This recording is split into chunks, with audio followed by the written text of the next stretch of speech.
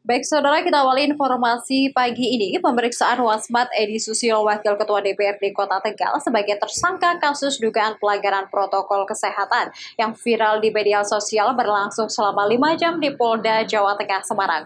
Wasmat dimintai keterangan sebanyak 56 pertanyaan oleh penyidik Polda Jawa Tengah. Pemeriksaan Wasmat Edi Susilo, Wakil Ketua DPRD Kota Tegal yang sudah ditetapkan sebagai tersangka berlangsung mulai pukul 10 hingga jam 3 sore. Atau selama 3 jam, Wasmat dimintai menjawab sebanyak 56 pertanyaan oleh penyidik Polda Jawa Tengah. Meski sudah ditetapkan sebagai tersangka, Wasmat tidak ditahan karena ancaman pidana di bawah 1 tahun penjara. Namun tetap dikenakan wajib lapor ke Polda Jawa Tengah. Hingga saat ini sudah ada 18 saksi yang diperiksa, termasuk diantaranya ahli bahasa dan ahli kesehatan. Selama proses pemeriksaan tidak menutup kemungkinan akan ada tersangka lain selain Wasmat. Wasmat dijerat Undang-Undang Kekarantinaan Kesehatan dengan ancaman pidana maksimal 1 tahun penjara. Ya, karena ini pasal yang dipersangkakan adalah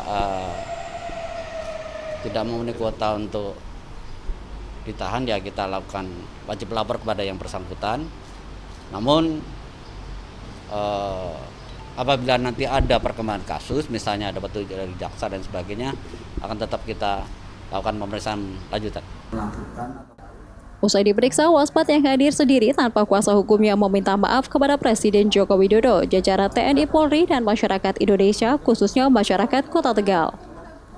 Wasmat menegaskan siap bertanggung jawab atas kejadian kemarin dan mengikuti proses hukum dengan kooperatif.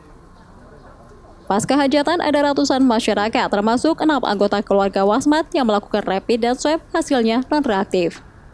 Tracking pun sudah dilakukan secara bertahap. Jika nantinya ada kasus positif dalam gelaran hajatan tersebut, Wasmat menyerahkannya kepada Pemkot Tegal.